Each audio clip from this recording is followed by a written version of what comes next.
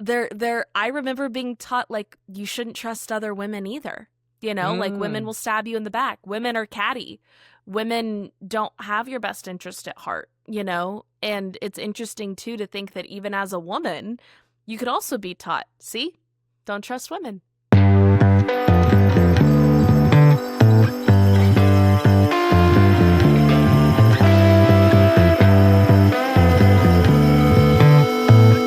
It's all about us, and it's time to bow down.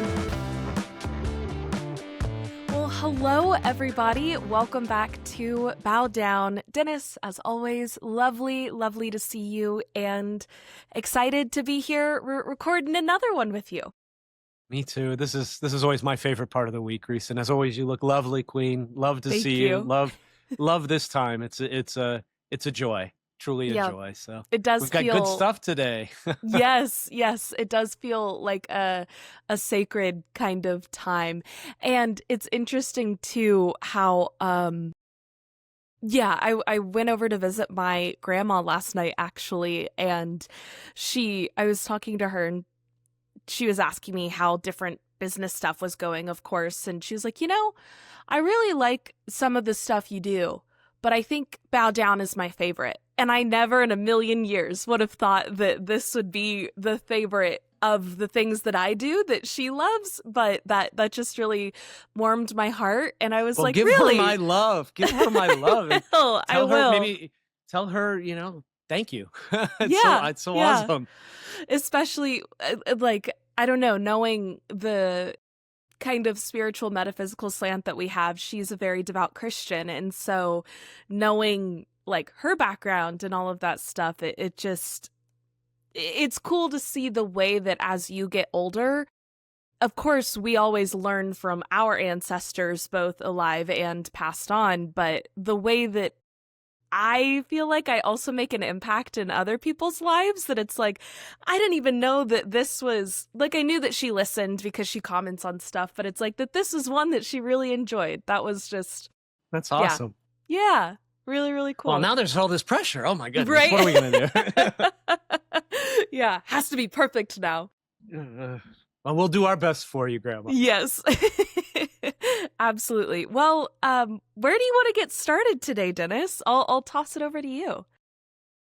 Yeah, I mean, so I think, it's awesome to have a chance to go back to our biblical series and really talk about Delilah this time, which is I think, I'm just curious to see where we go. It's a very interesting story. So, I mean, maybe we sort of start with, of course, the story, just at a high level for folks who don't know. But even before then, when you hear the name Delilah, I feel like, I mean, there's obviously the song Delilah, I think by Tom Jones, which again points the picture of it's not a happy song, in fact, right? And the name certainly has connotations in general. I think certainly among the church. I know that. Like there's no chance my mother would have, had I been a woman, named me Delilah. I know that. So I'm curious, what immediately comes up for you just when you hear the word or the name? It's funny you say the Tom Jones song, because for me it's very much the "Hey There Delilah" by the Plain White T's is very much the first thing that comes up. But also I think the first thing when I was kind of prepping and diving in and sensing into my connection with this biblical woman, this is the first one that I don't really have a history with, a relationship with. Because when we talked about Mother Mary and the Madonna, it's like, okay, of course I have feelings in a relationship there. And then talking about Jezebel, it's like I had all sorts of thoughts and feelings and had already researched some. And Mary Magdalene is one of like my personal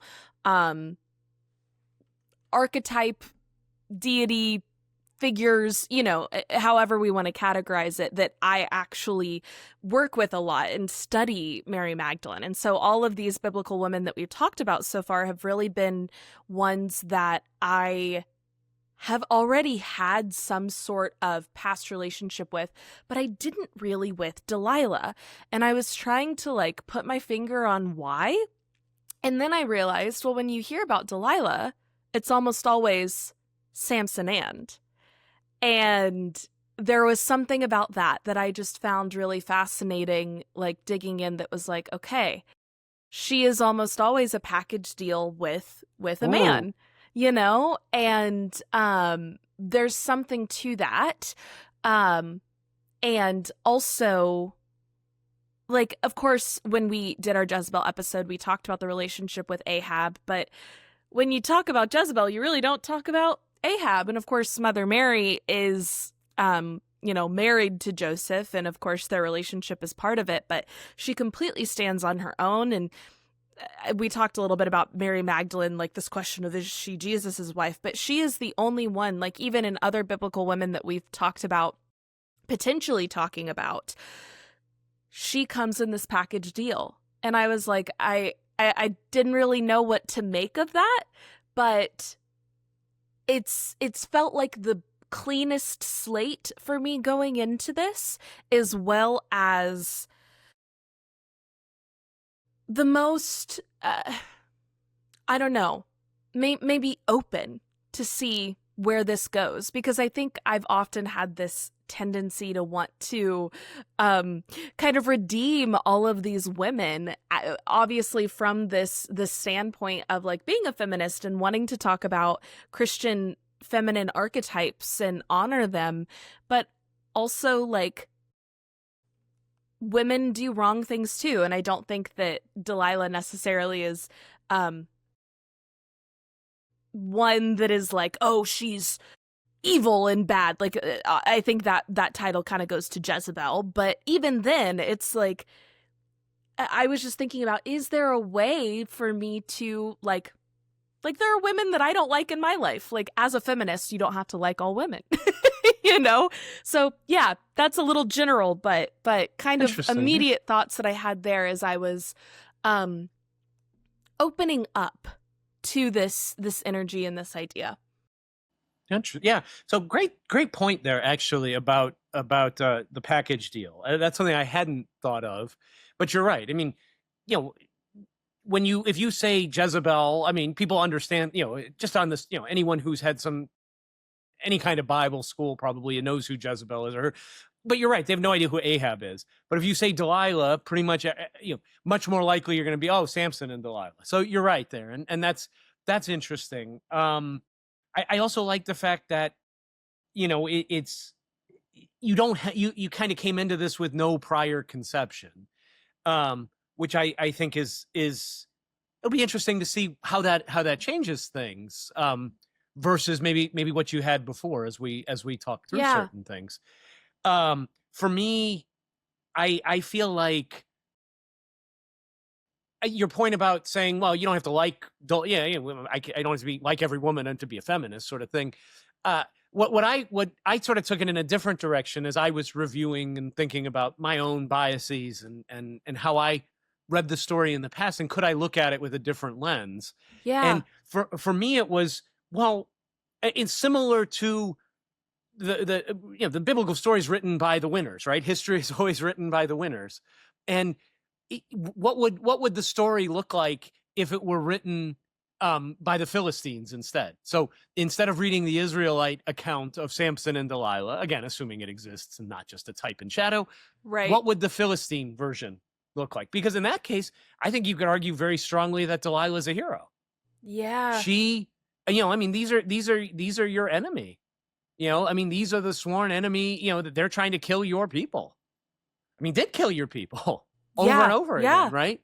So when you frame it that way, I mean, what would it be like to look at Delilah through that lens and say, okay, if you look at it as if you're a Philistine instead, I mean, the goal of the Bible, right, is to put yourself as in the narrative as the protagonist, Israel, or right. You know, obviously in the New Testament, us, you know, through Christ or whatever. But I think it's kind of interesting. It was interesting for me, I guess, to look at it. What if I flip the script here and I'm reading this from a Philistine point of view? How would I feel about Delilah then? And so that's kind of how I looked at this story, rather than like what's not told. So I'm very interested to see how where we go with this. But maybe it would be worthwhile to just briefly talk about the story. Yeah, let's do if it. that's okay. And if I forget anything, feel free to add it. So just for reference, this is in Judges chapter 16 in particular. And I'll put it in a nutshell without reading specific verses or anything. But basically, Samson's is an Israelite judge. So this is in the book of Judges. So this was the period of Israel after they were in the promised land, but before they had decided they wanted a king. And so this was a period where judges would rule the land. Some were evil, some were good. Samson happened to be one of those judges. He was a Nazarite, where he had 3 rules. It was, well, I forget the third one, but you cannot drink strong drink. You can't cut your hair. And there was a third one, which slipped my mind, and I'm not going to spend time trying to remember it. But there were these 3 rules. And so he was dedicated to God. And so he had this supernatural strength that was because of his long hair. Because of his Nazarite vow, he didn't cut his hair. He was Superman when he had his hair cut. So anyway, he meets a Philistine named Delilah in the valley of Sorek, Sorek, and she's a Philistine. And so the leaders of the Philistine rulers approach her and say, "Hey, deliver this guy to us. We want to catch him. We need your help. Find out what makes him so strong. Every time we try to attack him, he's so strong he kills all of us, right?" And so they offer her 11,000 pieces of silver from each of them. There's 5 of them, so 55,000 silver pieces, which is, again, I don't know what that would be the equivalent of today, but essentially you would have independent wealth. So Delilah agrees to help, and is through their relationship keeps trying to get him to tell her, why are you so strong? Really? No, what's the secret of your strength? So over and over again, he gives her bullshit stories, right? He's like, oh, give me, if my hair is bound in a certain way, and then, but if you have new ropes soaked in, basically all of this, a bunch of lies. And each time she does it, and he wakes up and basically, his hands are tight, boom, his Superman strength comes in and he wins. Finally, the 4th time she goes, she just keeps pressing him emotionally, like, hey, no, if you really loved me, you don't trust me. You don't trust me, Samson. Why don't you trust me? So he tells her the truth. She cuts his hair and he gets captured. He eventually his eyes get put out, which was something that when I was growing up as a kid, always remembered that, he gets blinded. And in the end, he gets taken to he gets brought out into the temple of the Philistines to get made fun of. And he basically, his hair had started to grow back. And apparently they didn't keep on top of that to shave his head. So he was strong again. He pushes the pillars apart and collapses the temple, and that's the end of the story. So that's basically the story. And so to me, there's a few themes here that I think are, again, if you're looking at it from the perspective of not what the story says, but from an alternative perspective, like how is this redeemable? So one to me is about power and agency. Another is about, again, the narrative. So what is the story we've been told? Another could be around survival. How do you survive, and the context of survival. I mean, remember, so for example, Delilah lived in a world where Samson had spent 20 years killing her people over and over again. Then of course, male accountability here. I mean, Samson, pretty much an idiot, right? Like, how many times do you, I mean, let's just be honest. That's the thing that for me, I kind of forgot how crazy it actually is, that it's like, dude, who do you think is you're telling her, then you're finding yourself the victim of all of these things. What do you think is going on here? Like, dumbass. Right, yeah. I mean, fool me once, shame on me. Fool me 4 times? Right. Like, okay. Like, no, this time I really, it's like Lucy in the football with Charlie Brown. Like, Samson exactly. is basically Charlie Brown. And then of course I think we can touch upon sort of the modern relevance. But again, so the first question I'll ask, really just around this historical double standard. I'm just and I'll ask the listeners, what do you think? So if Delilah had been an Israelite woman who betrayed a Philistine warrior to save her people, would she be in the Bible's Hall of Fame and not its gallery of villains? and to me, the answer to that is yes. Right. But I'm curious, you know, how do you what comes up for you there? I would like to think, I mean, at least that would be logically consistent with the way that the Christian church has historically framed the narratives in the Bible. And so there's a part of me that it's like, hey, at least you'd be consistent if that did flip it. But even within that consistency, I think that the question in and of itself reveals an underlying flaw in this way of thinking, right? This tribalism that actually isn't about honoring human beings, our shared humanity, or what it means to like love your neighbor and be compassionate and all of these things. But it's like, no, it's saying there is a certain type of person that is more moral, that is inherently better, that there is a hierarchy of people. And if you defend the higher hierarchy of people, you're a better person. And why? I do think that there, in terms of like lying and being unfaithful within a relationship, not necessarily with infidelity, but like lying and not holding a true partnership is something that I'm like, regardless of which side you're on, I don't think that's an honorable trait, right? It's like, no, if you're entering into a partnership with someone, I would like to think that anyone that we honor as a figure should be someone that is trustworthy and faithful and honors their commitments, right?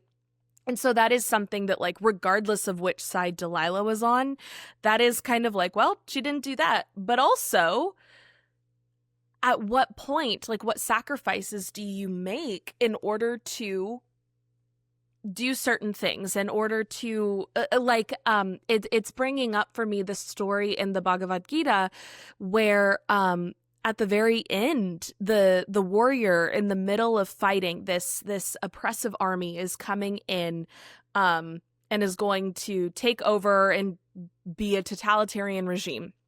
And the lead warrior that is defending this area, this tribe, in the middle of fighting, has this like enlightened revelation that is, I can't kill. I cannot harm any other life, and therefore I can't fight anymore. And in the Bhagavad Gita, God, the Buddha, deities kind of come down and talk to him and say, look, dude, that's a great enlightened thought that you had. You're in the middle of a war. And if this totalitarian regime takes over, a whole lot more violence is going to happen than if you kill a few more people and we win. And then the Bhagavad Gita ends. It doesn't tell us what the right call is. It doesn't tell us which one you should do. It says, these are your options and the things to think about. Now make your choice. And Delilah does. She makes her choice that is, yeah, no, that's a principle that I'm willing to sacrifice either for her people or for 55,000 silver pieces. And even if it is like, well, it's 55,000 silver pieces, and also he's just not a good guy on top of that, it's like, so I'm not going to feel bad about it. Why is she a villain? And even though, you know, it's like there's no perfect victims. That doesn't exist. And that doesn't mean that Delilah is a bad person, even though she was unfaithful and untrustworthy in this partnership, even though that quality isn't one that we should necessarily adopt from her. What about her scrappiness? What about her independence? Her ability to wheel and deal, to take care of herself in this environment. Like, there's plenty of other qualities that I think are very admirable about her. And there's no perfect heroes either. So, yeah, that was a long thought. No, I love that. And I agree completely. I think, you know, I think you highlighted the idea of she took bold action in order to enable financial independence for herself, number one, and presumably her family, in a world where women certainly rarely controlled money, right? I mean, there's men's game everywhere, right? I mean, certainly then still, have we changed that much is up for argument. I certainly would talk about that, but, that much money bought her something that really most women there couldn't have dreamt of, that is to be independent. So that's number one. I mean, number two, Delilah to me understood that brains could defeat brawn. I mean, here you have the physical, and again, if you treat it as an allegory, like you have the Superman, basically all physical, and yet she is able to, with mere words, defeat him, essentially. Like, no matter how strong he was with just words, using her brain, using her intelligence, because he relied only on physical power. So it's this, to me, there's this interplay of, hey, she couldn't take him head on with strength wise. She's not gonna subdue him. So that's number two. But number three, I'd even argue, like, unlike, what we would consider sort of a stereotypical manipulative woman, right? Like a harpy. Oh, she's manipulative. She does this. Delilah was straightforward. I mean, she literally asked him, "What's your weakness?" Four separate times. Like, she wasn't like trying to find it out in a backhanded way. She's basically just like asking. And eventually he's like, okay, like, it says more about him than it does about her. I mean, I would almost argue, what did she do wrong? Like, she didn't, I don't even know that she said, hey, I'm not going to tell anyone. I just want to know. She just said, tell me. Like, she didn't even promise him that it's our secret, buddy. Like, I mean, no, man, one would hope that at least she did that much, and he wasn't just like, oh, what the heck, man, Yeah. So I mean, to me, I think that's, to me, I think it does show all of those things, and I kind of have I mean, again, I kind of view Samson got what he wanted, and he chose this. Like, I don't understand his behavior.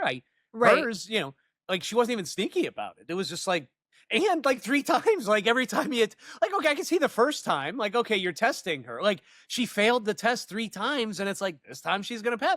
Like, so good on her, really, in that sense. Like, if there is something a little bit that is like, did he want her to do this? Like, there is, like, when you're reading between the lines of, like, okay, it's not as though, like, I think sometimes when we look at older stories that we're like, oh, well, we can kind of explain away these pieces that don't make sense because of blah, blah, blah, blah, blah. And it's like, no, the authors of these stories and parables were smart people, and they're trying to communicate a message. I have to imagine that there is some reason why he continued to tell her, and like, what is the lesson there? Like, is it truly like this idea of too much power is too much responsibility? And even if it's kind of this subconscious or shadow that comes out of Samson in the story that is like, I just need to confess something to someone. I just don't want to be the sole secret bearer. I don't want to have to deal with the weight of my strength. Like, there's something in him that's like, take it away from me because it's too much responsibility. It's too much power. Like, is there something there too that's like, it just seems odd. And I think to explain it away is actually to do the authors of the story an injustice. And another thought that I had earlier when you were speaking was also when you said, like, did she actually do anything wrong? It's kind of like, well, if there was a world where women did have complete opportunity to have financial independence and freedom, would Delilah have needed to do this at all?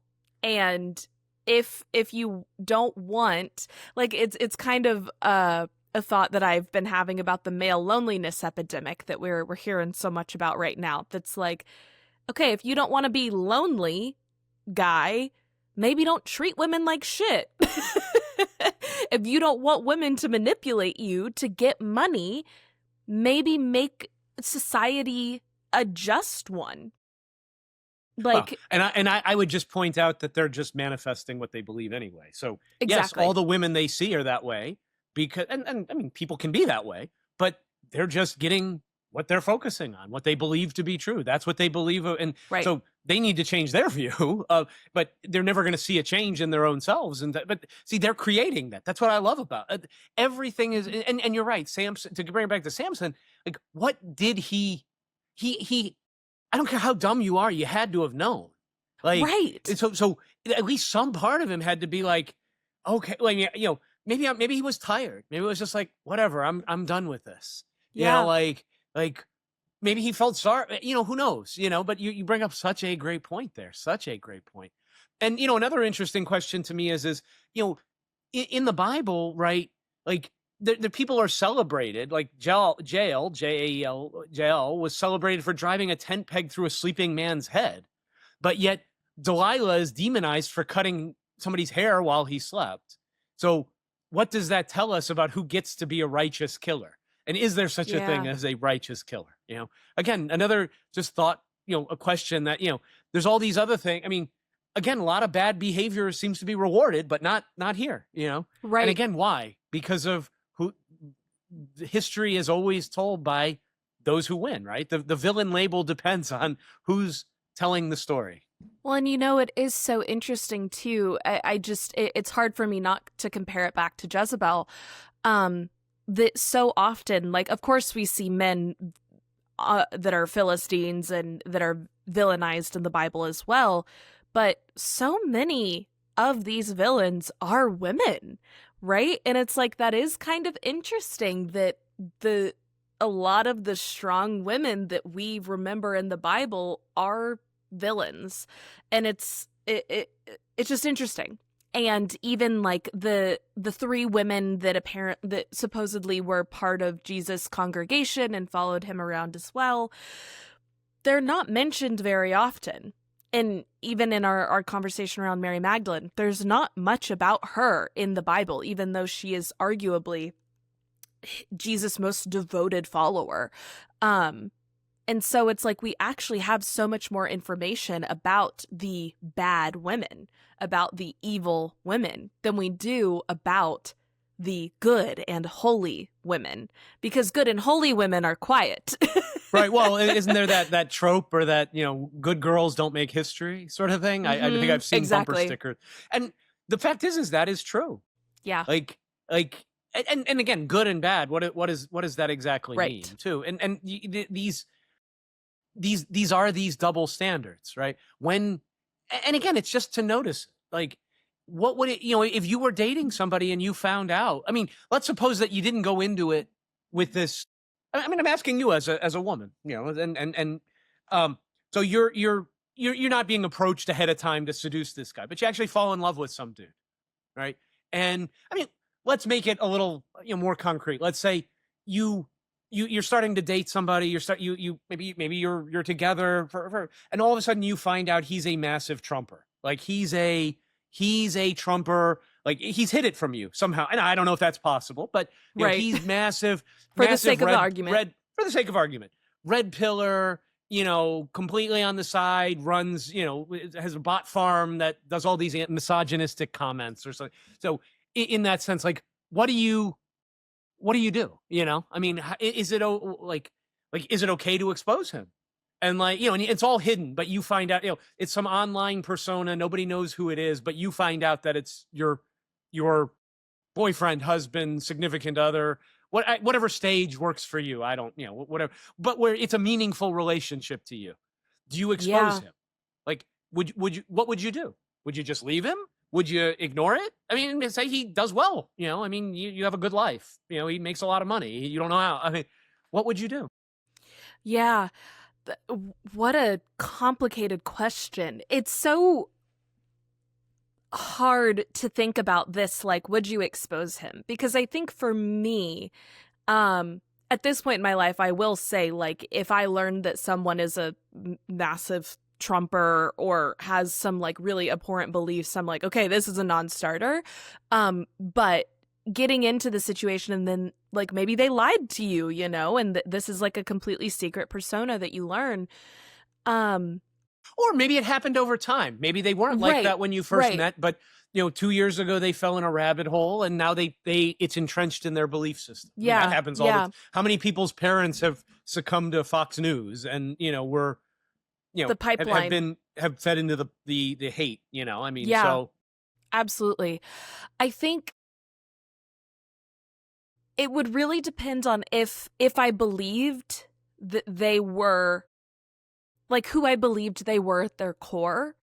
Because if it was someone that I truly loved, I would try and convince them otherwise. There would be something in me that would want to stay and fight for them, to try and convince them. And I mean, I'll be honest, I have friends that when I learned some of their beliefs, I was like, can I justify a friendship with them? And then the more I think about it, the more it's like, well, does me cutting anyone off do any good? Like, what is my ultimate goal in my relationships? It's hopefully to make other people better through supporting them and be made better through their support in their friendship, in that reciprocal way. And so through these friendships, it's like I hope through conversations and my actions and little things that I can bring them closer to what I believe to be just. But that doesn't always work. And I've lost some friendships over stuff over the years, try as I might. And I've also been able to bring people a little bit closer to what I think is more just. But I think even then, there's a debate to be had around, like, who made me the arbiter of what is good and bad, and why do I think I have any right to try and change who someone is and their beliefs? But I do think to a certain extent, like, there are some things that are patently immoral that are happening that it's like, well, no, I do fight for morality and justice and good.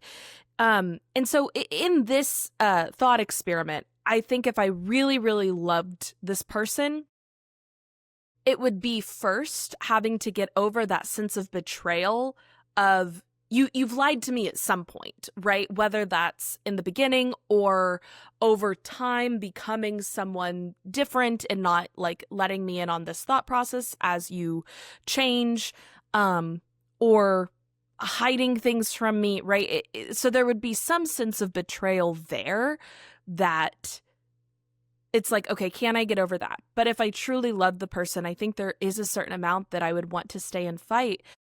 But there's also, at a certain point, you can't change who someone is. And if someone fundamentally doesn't see eye to eye with me about, like, what's even the right way to categorize it?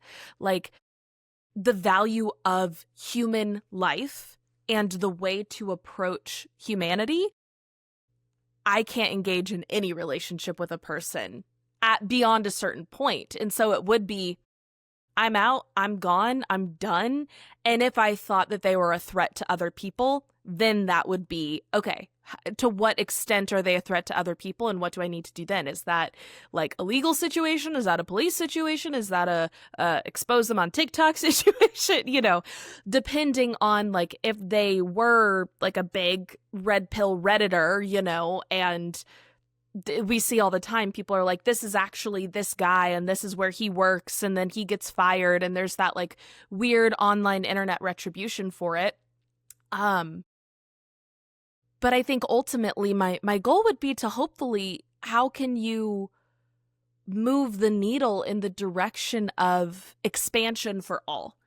And trying to figure out what that looks like. But it's like, if you truly love someone, you have to fight for them if you can get past how they've hurt you in a way that doesn't betray, that you are not betraying yourself.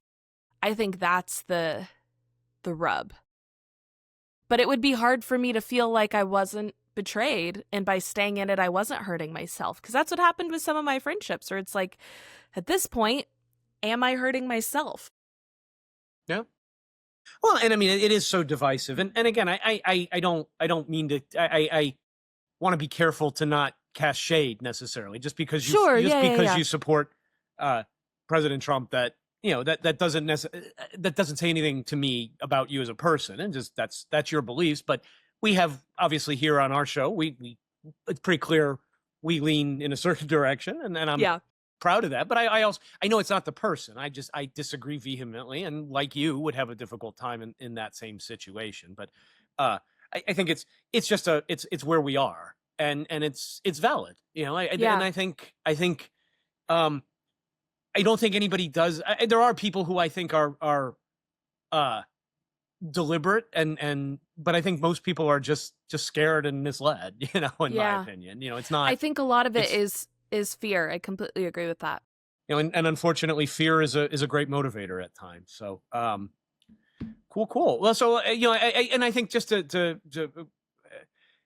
this again, I think the story of Delilah does reveal the fear of the patriarchy, right? So you have it's almost a prototype of a dangerous seductress, right? Because her story represents a woman who can oversmart and ultimately overpower a man. And so that's anytime that happens, when a woman's wit defeats a man's strength, the patriarchy is going to say, you're dangerous, you're not brilliant, rather than praising and saying, wow, good game, which is right. So a lot of the patriarchy is a sore loser, I guess, is how I would put it, when it comes to that. And which is, well, I mean, it's sad because there is no competition. Like, if we would just not compete, we would have so much more together than we would trying to play these games. So, I mean, here's an interesting, another possible thing to talk about around. So we never know what Delilah feels about Samson, right? Like, the Bible says that Samson obviously fell for Delilah. I'm just curious, what do you think she was like? What do you think? Was she pressured? Did she see him as an enemy? Did she have contempt for him? Like, because if she hated him, man, she's a good actress. Like, what do you think? I'm just really curious, because I don't know that I have I'm trying to think of it from Samson's perspective, because I don't know that I can get into Delilah's. I'm curious your thoughts. Like,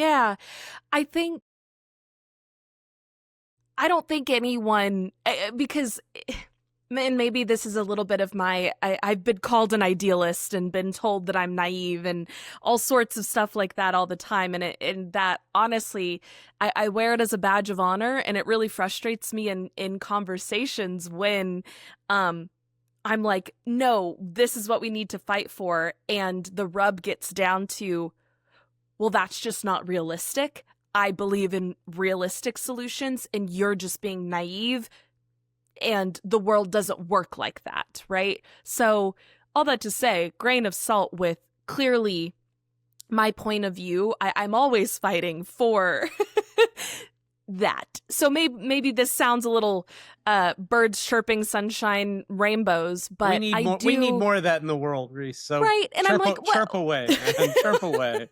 Why are we not fighting for that? Like, what are we fighting for if it's not that? But in that situation, I'm like, if Delilah truly fell for Samson too, I think this story is she falls for him and then pulls him aside and is like, hey, dude, I actually really do love you, and I was sent to do this thing, and I thought that it was the right thing to do. Here's what we need to do. I'm going to take my 55,000 silver pieces, and you need to stop killing all of my people. And we need to figure out a way to either run away together and go someplace else, away from this violence, or you need to rectify what you've done. And I don't want to cut your hair. I don't want to take away your power. I don't want to be your undoing, but you need to change. And our love, like Delilah through loving Samson, no longer feels like she needs to be a little sneaky and manipulative to have this sense of freedom and safety, because the love that they have would give her that sense of safety. But also, Samson, through loving Delilah, would want to be a better person, because he would come to understand something deeper about humanity and not want to hurt people you know, and it's unfortunate that sometimes it takes something happening to you personally to be able to see why that is an issue when it happens to other people. But in this situation, if falling in love with a Philistine is the thing that keeps Samson from killing Philistines, I'm like, he didn't need to have his eyes put out and his hair cut. He could have just been able to see through his love. And I do think that if Delilah truly loved Samson, that's the happy ending that I would imagine. But all of that being said, I think she does have fondness for him. And he's presented as a strong, admirable person, right? He is presented as like a respectable, quote unquote, figure, but he obviously has done a lot of harm to a lot of people. And so I don't think, like, depending on your definition of true love, to me, that's not true love, but I don't think she despises him. And I think that's part of why this is such a complex story. Because also, I would have to imagine there is some doubt, which I think there kind of is alluded to in the story a little bit about, like, really? Your hair is the thing that gives you your power? Well, let's see if this works. Like, did Delilah really even think that cutting his hair was going to work? The past 4 times it didn't work. Why would this one be the one that actually does work? But I think, too, like, this idea of power being tied up in hair, and we can get into that more a little bit later because I have some thoughts about the hair symbolism as well. But nice. There's something to this not being completely hate-filled and completely vindictive. But most relationships aren't. Like, even in, it makes me think of, like, the Batman-Joker dynamic, right? That's like, they don't really hate each other. There is some sort of, like, game recognized game in that is like, there is this weird, like, obsession that it's like, is that love? No. But you don't waste your time on people who you don't have any feeling towards whatsoever. Yep. There has to be some strong feeling there. Yeah, the opposite of love is not hate. It's indifference. Disdain and indifference. Yeah, that's the opposite of indifference, disdain, complete detachment. Right. That's why they say if you're in a relationship with a narcissist, the only real solution is to go gray rock. Right. Right. It's just don't give them anything. That's the only method. Yeah. It's going gray rock. And there's something, as you said all of that, it was very interesting to me. Like, maybe you're right. Maybe she didn't really want him to give her the answer, but she felt like she had to keep trying because she had all this pressure from her people. We don't know, right? We could make up like, hey, like they're gonna kill me if you don't tell me, like, so, but at the same time, if I keep trying, they'll, like who knows, right? Can we exist in this limbo forever? I mean, so he clearly loves her, and I mean, I think there's a lot of, I would. Maybe this isn't true. I don't know. But I suspect that there are people out there, women out there, maybe more often than men. I don't know if I want to say that, but who know when men have unrequited feeling, like the friend zone, right? There's definitely a class of relationship, right, where the woman knows this guy has real feelings for her. And maybe it's true in the other direction. I'm certainly not trying to say this is a woman feminine thing. But because it's humanity and we all serve our own interests at many times, but there is this idea of, hey, I know this, I know he likes me, he'll do anything, so I always have him there, sort of thing. And but is there a moral obligation there? If you can manipulate something, like if I keep doing, like, he's going to give me what I want, like, is there a moral obligation there? So in other words, is there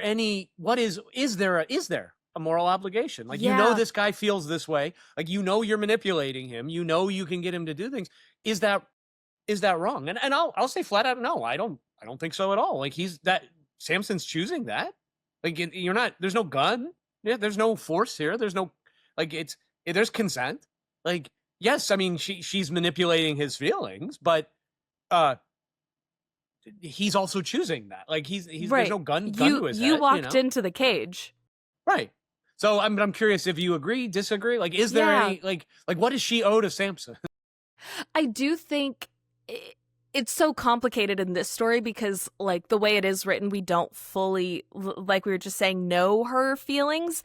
I do think if it was clear that she, like, had no real intention of any sort of positive affection towards him. I mean, not any sort of positive affection, just in the modern day sense of like, you're friends, you know that there's a crush, and you kind of take advantage of it. I do think that there is a moral obligation to like set a boundary and make it clear or like set them loose. And I think a lot of times we see people have like an emotional sort of connection that it's like, okay, if you were in a relationship, would your partner be okay with the kind of relationship that you have with this person? Right? And it's like, if not, it's probably inappropriate in a friendship because that means that there is some sort of like line there being crossed. But two consenting adults, like if y'all are cool with it, it's like you're allowed to do whatever you want. But I think for me, in a situation where it's like, oh, it's clear that like anytime I ask this guy for a ride, he'll say yes. He'll come mount my TV for me. He'll build my IKEA furniture. He'll do all these favors, and it's clear what's going on. And I just kind of keep him around because it makes life easier, but I know that nothing is ever going to happen. That does feel a little manipulative to me. I don't think I would feel comfortable doing it. But also, I think it's interesting because I've seen this happen the other way around, where I think men have a tendency to jump to sexual and romantic relationships more quickly than women do. I think women can hold more platonic friendship across gender, which is a generalization, but I think we see that pattern. No, I would agree. And I would agree. I've seen this happen recently, actually, where any of my guy friends get an inclination that someone, that a girl like says something nice or like goes out of her way to do something, will almost immediately be like, and I'm just so grateful for your friendship. Well, it's going really great with this girl that I'm seeing. Like even if the girl isn't trying to like this actually happened to me the other day where I ended up having a late conversation with one of my friends, and after a party, it ended up being just the two of us talking. We were just chit-chatting about life and philosophy. Look at the clock. We'd end up talking for 3 hours, and Nice. He does have a girlfriend who I am also friends with, am close to, and that moment where he kind of realized, like, oh, we've been talking just the two of us for a while, and he was like, yeah, things are going really great with the girlfriend, just by the way. I'm like, okay, dude, obviously, like, we're friends, we're having a conversation, calm down. And so it's interesting in the way that I think that there is this kind of ability that women have to be able to manipulate feelings more because they don't jump to that quite as quickly as men do. And I do think that men sometimes see women that are their friends as options. Like later down the line, it's like, oh, worst case scenario, there's Sally over here that's my fallback. But there is an obligation that I think you have to healthy boundaries. If you're like, I'm not interested, you have to be clear about that. But you said that you think that I think maybe we're a little bit different here in terms of like, if someone is like allowing you to use them in your relationship, like they're a consenting adult. I'd like to know your thoughts on that. Yeah, I think I'm an enigma, of course. I'm a walking contradiction in many things. But again, I'm a pragmatist, and it happens in our world every day. Like, how many people get married, for money? Like, Right. I mean, and everybody, I mean, some people seem to feign, oh gosh, that's an all. So think of May, November, romances, right? Now, typically the guy is the old one with money, and the woman is the younger one. I mean, I suppose it could happen, and there's no reason why it couldn't happen in the other direction. I suspect. I mean, it probably has. There's probably some example, but in that, I mean, is it wrong to there's a guy, you're, or again, let's take the gender out of it. So there's, there's a woman somebody's dating, and she's got a lot of money, and you you want that money, like, and after 5 years, I'll get a divorce, I'll get a settlement, I'll get a nice check. I mean, if things don't work out, like, that's in the back of your mind. Is that okay? Like, is that morally wrong to say, and again, you're not abusing the person. You're not, I mean, again, Right. we're getting a little far away from the story perhaps, but again, is it wrong? Like, to because I guess, does that bring everything to transactional? I guess, is the pragmatism, so Delilah prioritized her security, and, in some senses, the security of her people, although I'm not sure just killing this one guy is going to do anything anyway, right? But, certainly her own security and over his feelings Right. but presumably she gave him something too. Like, again, he was a willing participant in this. Now, he may have, like, there's no call that he was somehow handicapped or Right. somehow, mentally like, you're taking advantage of somebody who couldn't give consent, who had no agency. He clearly had agency. Like, so I don't Yeah, know. I I think guess I struggle a little bit. Not struggle, but to me, I don't see, would I want to be Samson in this situation? No, I mean, that's certainly, certainly not. Like, I don't want, I certainly wouldn't, I don't know that I would be the person to do that. Like, be Samson per se. But if somebody chooses that, who am I to, who am I to say that they're wrong in doing? Like, we right. all do things like that's just the way things work. Yeah. And so to me, I Well, guess and I I see a think lot less wrong with it. I don't know. yeah, no, I think you raise a really important point too of if there is any element of transaction, does that automatically cancel out any of the like non-transactional nature of it? Like, just because you do get something financial or something I don't know, status wise or anything else out of a relationship, does that cancel out any positive feeling that you may have towards that person? No. But can you fully hold? I think that this is a question of like human nature. Can you hold?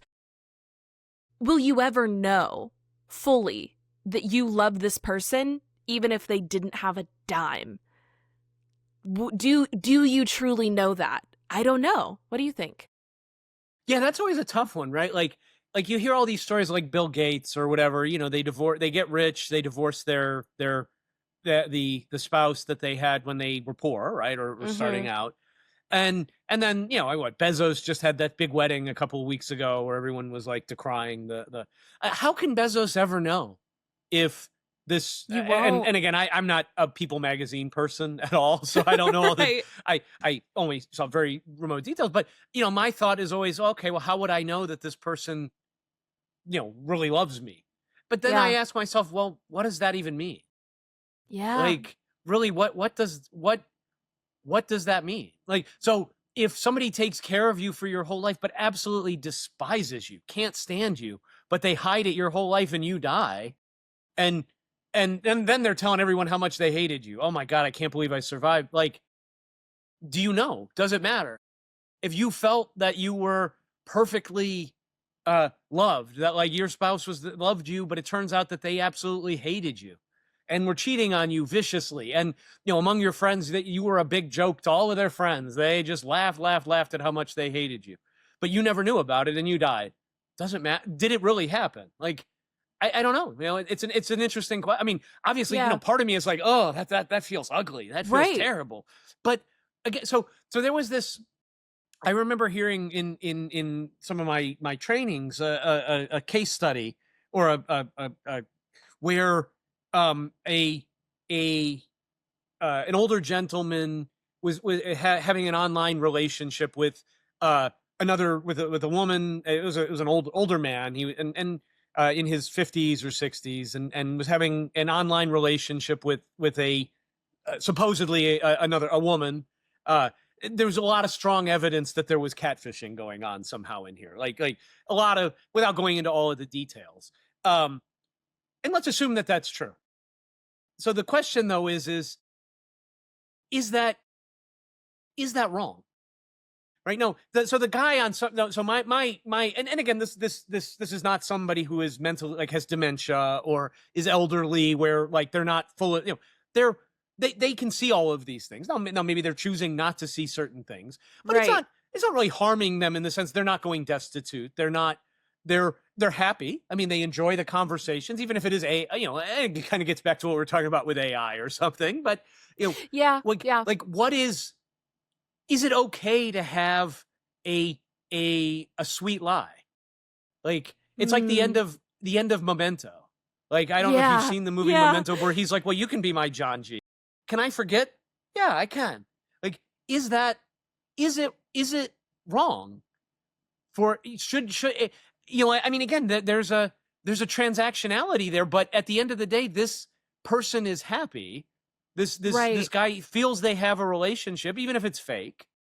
Like, well, and even if it is fake, and it's like, well, but you may be like sending money to this person that's catfishing you, but if you're sending money to this person and they're engaging in messages online that bring you some sort of emotional fulfillment in any way, it's like, that kind of sounds like OnlyFans services that people do that. You pay someone to be your online girlfriend, and it's like, yeah, it is transactional, but what's the line for you about what is real? And it almost makes me think like red pill, blue pill. Would you rather have the comfortable lie or the hard truth, right?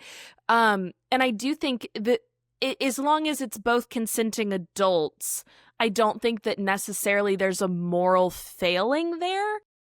I don't think that I could ever feel comfortable with that. But on the other hand, it's like, well, the only thing that you know to be true is what is your reality. So it's like, at what point does that like truth question, if you don't have all the information, come into play? It gets really complicated. And I think that actually even ties back to the question you asked me earlier about what do you do if you find out that this person is a different person, or was when you started dating, or has become a different person, and do you expose them? Do you fight for the truth? Do you try and convince them? Like, what would you do in that situation, Dennis? I know I'm shifting the question a little bit, but if you found out that your lifelong partner was I'll just do the same exact example, like online horrible person that was a Trumper and all sorts of stuff, and you just like discovered it, what do you think you would do?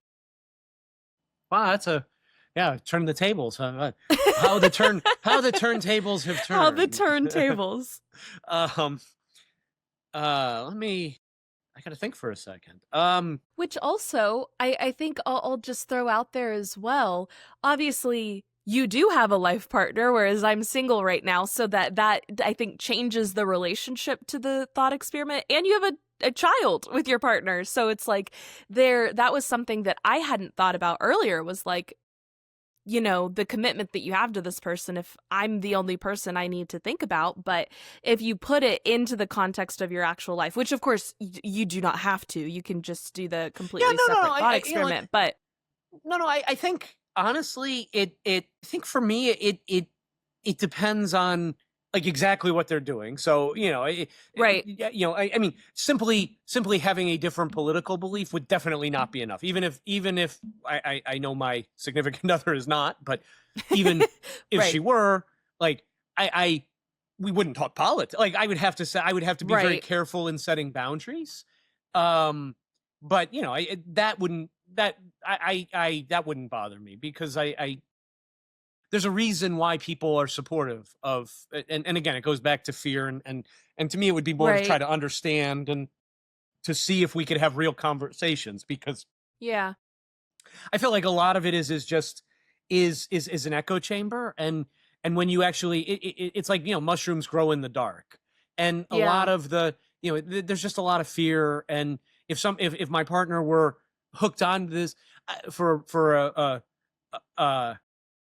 and again, I guess it depends what they were doing with it too. There may be lines like, hey, no, we're not going to spend all of our money doing X, Y, and Z, donating hundreds of thousands of dollars to these causes, or or, hey, no, I'm not going to join you in this rally in the Capitol on January 6th or something like that. Like, I think there would be there would be lines, but no, I'm a much more pragmatic person, and now again, obviously, we're talking here about genocide and killing.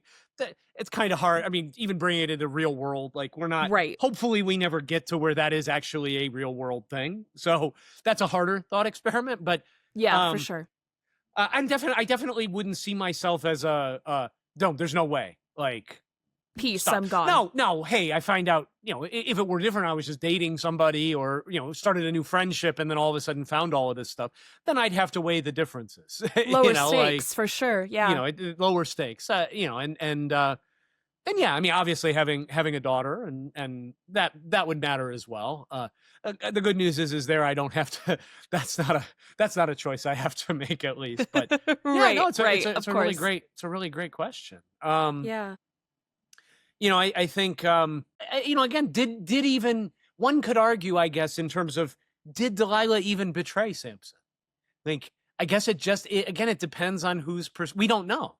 Right? Yeah. In some senses, because again, if somebody is killing your people, any means necessary, is it wrong? I mean, again, if somebody is really killing your people and you truly believe that, and you believe that getting rid of this person is going to stop that, I don't know, there's something to be said for that. Who wouldn't? Who wouldn't? Talk about the very fact that I mean, and again, it's all mixed up, right? Like, how much of it was her people? How much of it was money? How much of it was, she felt scared and, they were threatening her. We don't know, we know the elders were pressuring her, right? Maybe they're threatening her family. Maybe we don't know, we don't know any of this. Yeah, it is this, is there any such thing as a pure motivation at all? Is there any such thing as a pure love? Everything will always exist in the context of everything else. It's what the Kamala Harris quote now that I'm thinking of. You exist in the context of all that came before you. Sorry, just popped in my head. True, but true. It's everything is that way, right? That it's you can't remove the decision she made from the money she received, even if she isn't doing it for the money. You can't remove the decision she made from her people, and you can't remove the decision she made from being in a relationship, even regardless of the terms of that relationship. They were in relationship with one another, and that impacts the decisions you make. One thing that I did want to throw out there too, that there was just some symbolism here that I thought was super interesting. Of course, the hair, but 55,000 I thought was specifically really interesting. 5 in numerology is the number of destruction and change. In the tarot, the 5s are always the 5 of Cups is the grief card. 5 of Swords is the fighting card. 5 of Wands, there's a group of people fighting. It's very much this aggressive, argumentative kind of number in numerology. So I just found that interesting. I don't know if that was intentional or not, but the fact that it's 5 people and $55,000 or silver pieces or whatever. I also thought it was interesting when you mentioned earlier that he had his eyes put out, and that was a piece of it that stuck out to you as a kid, which understandably so. It's a very graphic image. But also this idea of Samson being blinded, right? Blinded to the truth of Delilah, blinded to the truth of his actions, blinded to his own true feelings about things. Maybe if we want to go back to what we were talking about earlier with did Samson subconsciously maybe want this power taken away from him? Why would he have done this all these times? This idea of having strength but no wisdom, right? And there is the archetype of the wise old sage that is blind, right? We see this in so many different stories. The one that's sticking out to me now is Frankenstein, but these wise old figures that are always blind but can really see. And it's is that what it took for Samson to be able to really see, was being blinded? There's something there. And right. Yeah. He had to lose his sight in order to gain it, kind of thing. Right. which is kind of the way the world sort of works in many ways, right? There is this contradictory sort of, you have to let go of control to get it. You have to, there is this opposite sort of, you have to stop, when you stop wanting something is when it finally comes into your life. When you release it is when you almost allow the energy to come back in, because energy wants to flow. And anytime that, think of a hose, it's a kink in the hose, right? Our fear, our lack is a kink in that hose, and it stops the good things from coming to us. I mean, one other interesting perspective, and I do want to make sure we talk about the hair, because hair is often talked about in the Bible too, and in the raiment, and so I want to, let's get to that symbolism. I do want to point out one more thing though, in terms of, from a feminist perspective, Samson, maybe his cry, what it says about him was that he didn't take Delilah seriously. Like, his view of her was so small, right? So we can say he's a fool. Sure, maybe that's the case, or maybe his real failure was not taking her seriously. That's kind of typical male. Underestimating her resolve and her intelligence. So maybe his biggest mistake wasn't in trusting her. It was that he didn't believe she could do anything, that she had any power, that she meant business. So I mean, just another way of looking at it. I mean, how many times? I don't know. That's so fast. I didn't even think of that, like, reading of it, but absolutely, like, you wouldn't give that kind of information to someone that you thought had the ability to use it against you. The same way, like, I don't know, you just, if you're not afraid of someone, it's like, sure, here's a knife, go, like, have at it. Have at it, because you're not going to do anything with it. Which is the biggest act of foolishness at all. It's like, is he just a bumbling idiot or a sexist one? But I think across the board, right? Porque no los dos. But it's like, across the board, he kind of is a fool and ends up blinded. And it's just so interesting that I hadn't even pieced that together, but that absolutely is kind of the flaw of sexism, right? Is that it's like, oh, well, nothing will ever come from this, because you do truly believe that women are less than and could never actually regain any sort of power. I mean, that's the flaw in racism, sexism, ableism, like any sort of derogatory or oppressive systemic thinking, is thinking that you will get away with it too. Oh yeah, always. Always. And it just, it leads me to believe that society, we need to look at this idea that maybe what does it bring up if it were true? If we said that we've inherited this story that women like Delilah are dangerous. Maybe it's not our story anymore. I mean, maybe it was never true, but maybe it's time to ask who today needs us to believe that. Oh, it's always like, follow the money, right? Follow the money. Well, who needs us to believe that Delilah's a villain? Why do we have to fear women who exercise agency outside of their traditional role? Women are allowed to stay in their lane, swim in your lane, but the minute you go out of that lane, men have the whole ocean to swim in. Women, they got a lane. You swim out of that lane. But who needs us to believe that? Who does? And is that inherited? And if it is inherited, does it belong to us anymore? And what would it be like to let go of that on both sides, for both women and men? Because no, this is out there. No matter what, it's ingrained in us as a society, for the most part. I mean, and anyone who steps outside of it gets smacked. So, again, this has been an interesting exercise for me, because it's easy to see Delilah as a villain. It's harder to, but I came at this with the approach of, well, what if the story is wrong? What if the opposite is true? And that's sort of, those are the things that I came up with. But let's touch more about the symbolism that you found in particular. Yeah. I think, you mentioned the numbers, which I think is is it true? I mean, obviously in Hebrew, in the Hebrew, there's the gematria and everything, which though, to be fair, is a more recent development than when this text was written, just to be clear from a historical perspective. You know, the gematria is more, I think, after the Roman Empire, so 1st century sort of CE, whereas the Book of Judges was certainly, I'm not an expert, but was certainly written, you know, in the exilic or before. Right. So I don't know that, you know, just, but what other symbolism have you found? Yeah, I think the hair obviously is something that is talked about a lot because it's where he gets his power. And I think it's interesting because hair today is something we largely associate with women, not with men, right?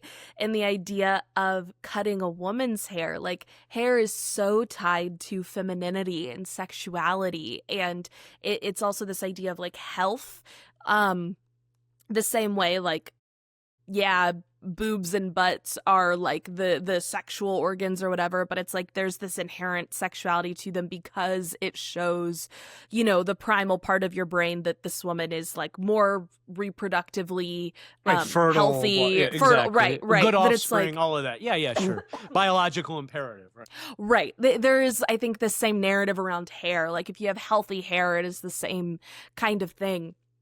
But men's hair is very much like, nope, now we want it short and clean. And I guess that's not entirely true because like shaggy hair and like there's different trends with hair, right? But long hair is certainly still a feminine thing. And the idea that this story that ties all of his masculine strength into his hair is taken away by a woman cutting it. And it is this story of like, beware of trickster women, right? I don't know. Sorry, there's a tickle in my throat. But there's something there, right? That is like, how have we flipped the narrative between what things are masculine and what things are feminine?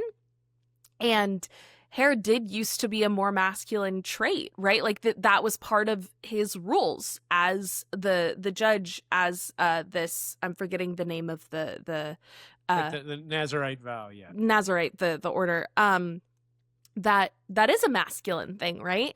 And when you go into the military, what's one of the first things that they talk about doing? They shave your head. There is something about identity that is so wrapped up in our hair. And I will never forget, in high school, I had a friend who told me that when she and her little sister were punished, her mom would cut their hair. And that would be the way that they were punished. And I was just flabbergasted that was, because I'm right. I was like, that feels like abuse. A lot. And she was like, oh, it's just the way it's always been. And you know, sometimes you don't fully know what's going on if that's just what you've been told is normal. But I just remember how hard that hit me, and thinking like the emotional attachment that I have to my hair and the feeling that it gives me when I get to style my hair, and the beauty that it can carry is its own kind of feminine strength. And so there's just a lot wrapped up in this story, and I would be really curious to hear your thoughts on this, the masculine representation of long hair, because of course we have like man buns are made fun of, and like guys with long hair, it's very much like the hippie kind of thing that guys do.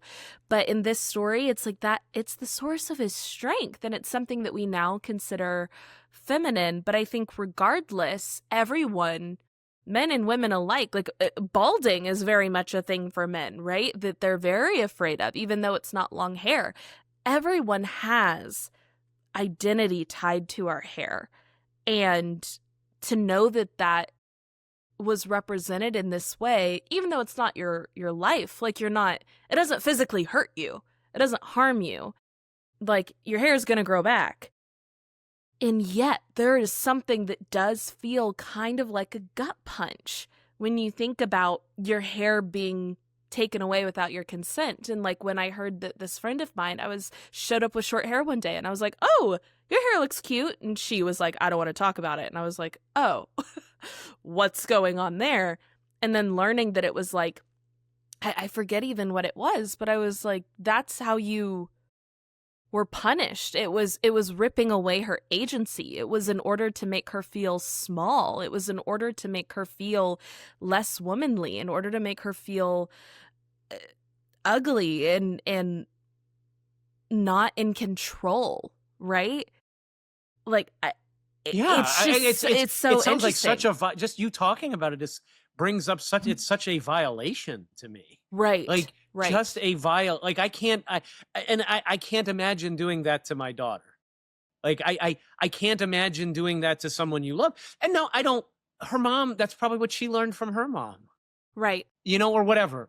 Like that's the generational trauma that doesn't belong to us. You know, I mean that we, you know, this inherited viewpoint of, is it effective? Yes, but it's so harmful. At what cost? At what cost? Yeah. I mean, for some, like what behave, you know, it's the same problem I have with the idea of this eternal punishment for finite mistakes. Like, what could you have possibly done so wrong that you deserve, again, depending on how long, it could take years to grow back out, depending on how long it was when it got cut. Like, what crime could you have committed? You forgot to flush the toilet? You forgot to let the dog out? You know, you didn't clean up your room? Like, how could that possibly be justified? Anyway, but so again, I don't want to shame that mom. I mean, I'm you know, right. You know, not that there's people who don't care for their kids out there, because there are, but I always assume people are doing the best they can, and yes, you know, I believe that. So great question about the hair, and it's funny, as you were, I hadn't really even thought about hair at all, and then you brought it up, and like 4 things came up for me, so we'll see what comes out. So number 1, the long hair on men is very interesting to me, because when I was in high school, I had a mullet. I was absolutely business in the front, party in the rear. I love it. Without a question. I still have a picture somewhere. I mean, I'll share it with you. I'm not going to share it with the world, but sure. But it was very mullety. And my stepdad used to make fun of me all the time and call me a girl. Like, oh, here's my daughter coming around, and you know. And so again, I mean, the gender issues with hair. So that was one thing that popped up when you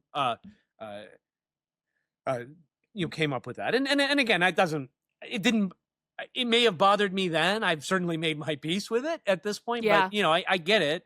You know, it's still there. I remember it. Yeah. Another thing that came up was when I was so when my daughter was very, very young, I think she was like 1, I was like, this just shows my this just reveals something about me, but my so occasional impulsivity, I think. Sure. Was so I used to, when I was younger, I used to love to lighten my hair a little bit, and so I would use Sun-In, and would spray some on and do the blow dry thing, or stand out in the sun, and you know, it would lighten it by a few shades, and I kind of liked it. And sometimes I went very, very light, and sometimes I would just do a little bit, and I just liked it. It was just for fun. And then one day, so, you know, one day it was like 3 days before Christmas, or maybe the day before. It was like the 23rd of December, let's say. And I went to CVS and was like, oh, I should do some Sun-In, right? So I get to CVS, and I'm there. I see the Sun-In, and then next to it is like, oh, a bleaching kit. I'm like, oh, you know what? This will be fun. Let me do the bleaching kit instead. It'll be faster than the Sun-In. So I get home and I follow the instructions on it, and well, I did not follow the instructions on it. Let's just say, I attempted to, but it was bad. And it came out. I mean, I looked awful, right? Like, it was streaks, there were spots. I looked like a cheetah, like all over the place. Some of it was orange, some of it was blonde, some of it hadn't been touched at all. It looked ridiculous. 2 days before Christmas, and I looked at it and I'm like, well, you done fucked up, son. Yep, like, you messed this one up. And so, and now, and I was upset for myself, but I was also very upset about, like, because it was Christmas, and like, what would, like, photos. So I remember I think my wife was at work, and I called her, because I think I don't know, we had text at that point, so I think I had to call her, because this was a while ago. It's like, hey, I messed up, you know, and I told her what I did. And she managed to get me an appointment at a hair salon, and went in and got it fixed, quote unquote. But in order to fix it, like I basically turned into Guy Fieri. Is what Guy Fieri didn't exist when this happened, or at least wasn't in the consciousness, but Billy Idol from White Wedding would have been a great example of what I looked like when all was said and done. And but what struck me is I got this done, and my parents had been babysitting my daughter, and so they gave her, I find them, I come up to her, she takes one look at me and starts sobbing because she doesn't immediately recognize me with this because I look totally different. And so it's just, I don't even know why I'm talking about this, but just in terms of the importance of hair and how hair does, and you mentioned the baldness and men especially, that resonates with me. Though I have thankfully very strong genetics as far as I can tell from a hair loss perspective, in that both my maternal grandfather and my father kept their hair till they died, like really no hair loss. Nice. So from a genetics perspective, it looks good. And also just from a belief perspective, I've never really had an issue with it. But yeah, I mean, it's tough. Like hair matters to, but again, it's all in what you believe. Like I know people who are super confident about it. Like a good buddy of mine, he's been hairless, been bald for years, and he wears it like a champ. Like he owns it. And you know what? It's not. And again, it just goes to show how you think about things, what you believe about yourself. He does not. He is super confident with who he is, and I love him for it. Now, and so, but yeah, it does matter, and I think it's great that you pointed it out. Like it wouldn't bother me if somebody shaved my head, because I've had a shaved head, and I've had a full, both a mullet and a full, being John Malkovich hair. And that's what I kind of look like that, actually, is without the bald spot, because I don't have a big bald spot, but yeah, I kind of look like that. And there is an identity to it. And in some senses, Delilah did kind of, shaving of the head is interesting because it does take away Samson's identity, right? In the sense of, this was, and in this sense, it's literal, right? Like his identity as Superman, not just, you changed your look, but it literally changed who you are. Well, and that it was a religious-ish rule for this order, that like clearly the society also views some sort of importance with hair too, that it wasn't just a him thing, it's like, no, the Nazarites do this. There's some sort of power in your hair.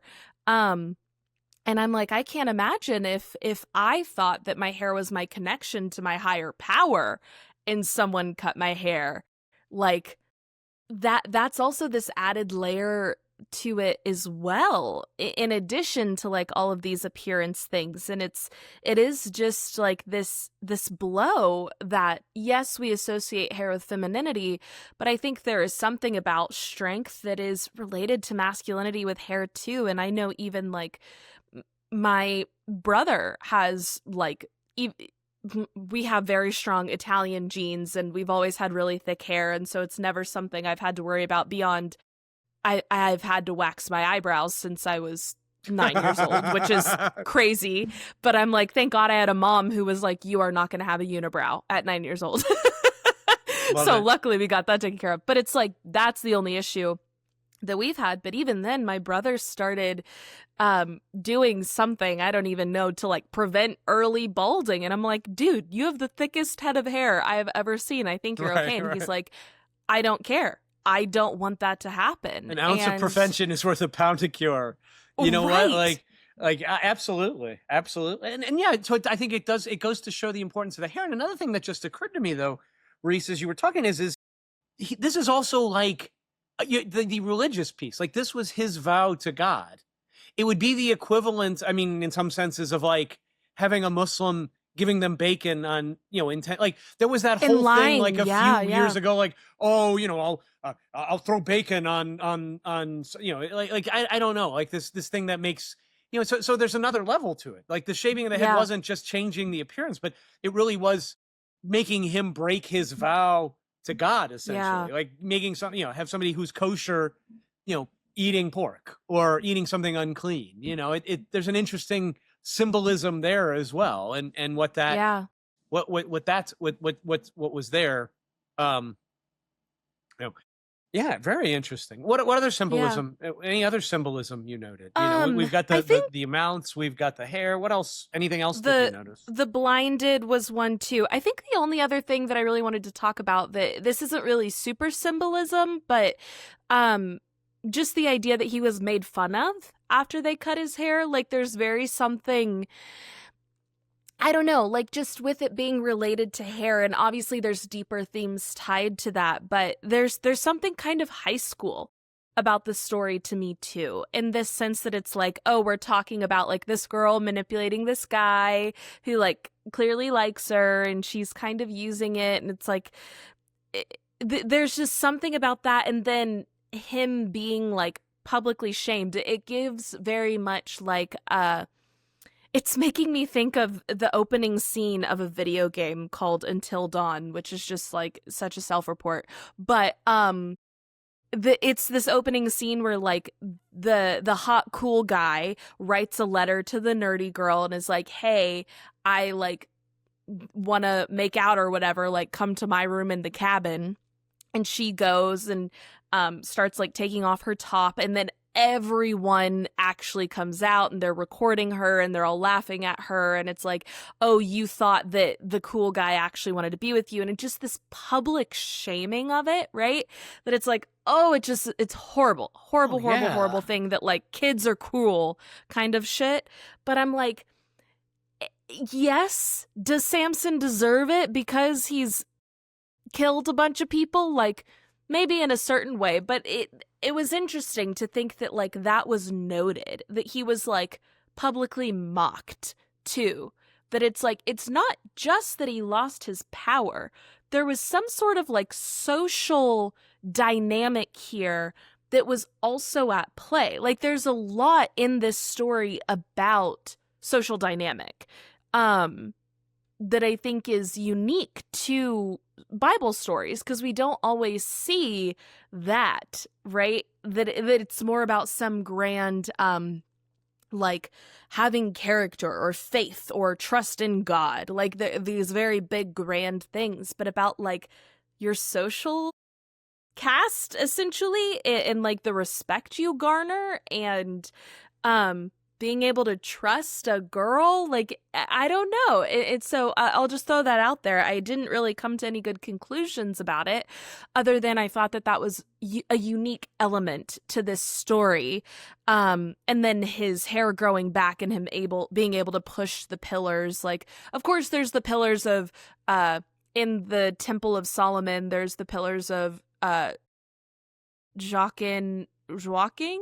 I don't know how you say it, but it's Joachin and Boaz. So I think there's some symbolism with the pillars as well, but this idea of now like publicly showing he's regained his strength. It's like this social capital that he has is back too. So yeah, I don't know. What do you make of that, of this element of the story? Yeah, you know, I think it's again, I can only say, you know, as you were talking, it reminded me just sort of the pervasive impact that this actually has on men, I think. Because as you were talking, this story taught me as a boy that women were not to be trusted. Honestly. Now, as we've been talking throughout, this wasn't something I even thought about as I was reading through all this, but as we've gone back and forth, it serves to teach men that women can't be trusted. That's what it taught. Yeah. That was what it taught me. And if you trust a woman, you're a fool and you're going to be made ashamed of. Even the one you love. Even the one you love, yeah.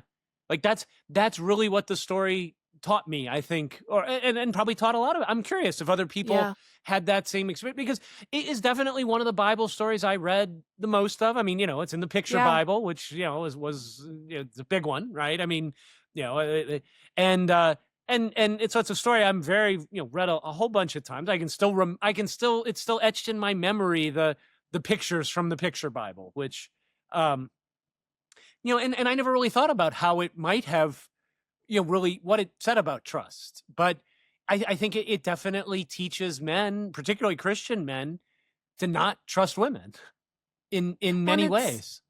It's interesting too to think you know, there is such a competition among women, and I think we're getting better at, you know, women supporting women and not being this pick-me, and feminism being about uplifting women, not just about like mimicking masculinity. And like we're definitely progressing in that way, but knowing that there is still stuff that it's like women compete for men, women don't trust each other, like that was very much like early 2000s movies. It's only been in very recent memory that women supporting women was a thing.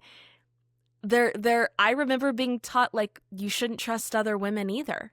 You know, like women will stab you in the back. Women are catty. Women don't have your best interest at heart, you know? And it's interesting, too, to think that even as a woman, you could also be taught, see, don't trust women. And it's like, but that's you, girl. But yeah, there is that pervasive message. And I think that maybe to bring us to the end of our conversation here, I guess I want to go back to what you said about really flipping this story on its head, and how can we rewrite this and rewrite Delilah as doing what needs to get done. And it's like, you know, to me, that's the kind of woman I would trust, is one that when she needs to take care of herself or her family and needs to get shit done, she'll get shit done. And I do think that's honorable, even though we could say all sorts of stuff about certain actions and behaviors. I really love the pattern that we've taken of wanting to show the nuance behind previously villainized actions, that just because someone does something, one action that seems quote unquote wrong, why have they been painted as a horrible person and an example to be made, when actually there's great strength in a lot of these things that these women that are vilified do. It's like that there is some profound strength in Delilah. I agree completely. And I think that's a great way to end it, because if you think about it, if we were to have a Hollywood trailer, right, for a story from Delilah's perspective, you know, oppressed woman takes down violent occupier and, you know, frees her people, would that not be a revenge thriller we would friggin' cheer for? Oh, like, my gosh, I would. I can hear it in my head. The, you know, any means necessary. You know, when no one else that can makes help. me want to make that movie. Right? Oh my gosh! It just goes to show you how you see things. You know, we create our own reality, because literally we can see this story in 10 different. Here we've talked about 10 different ways.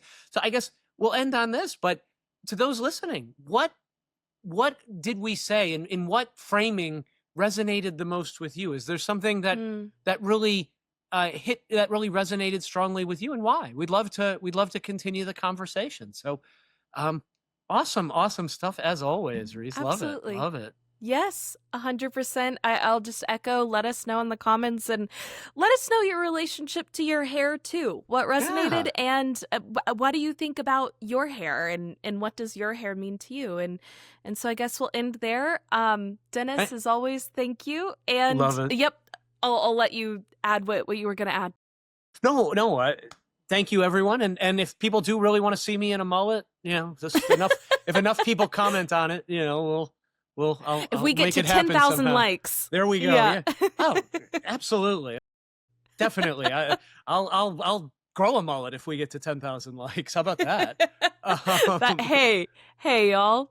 I didn't say I'll keep it, but I'll grow it. Thrown. I will grow it. I'm not going to keep it necessarily, but I'll grow it anyway. Thanks, everyone. Well, as always, we'll see you next time. We will see you next time. Bow Down is a weekly podcast from the Cohere Collective that explores esoteric and empowered feminism.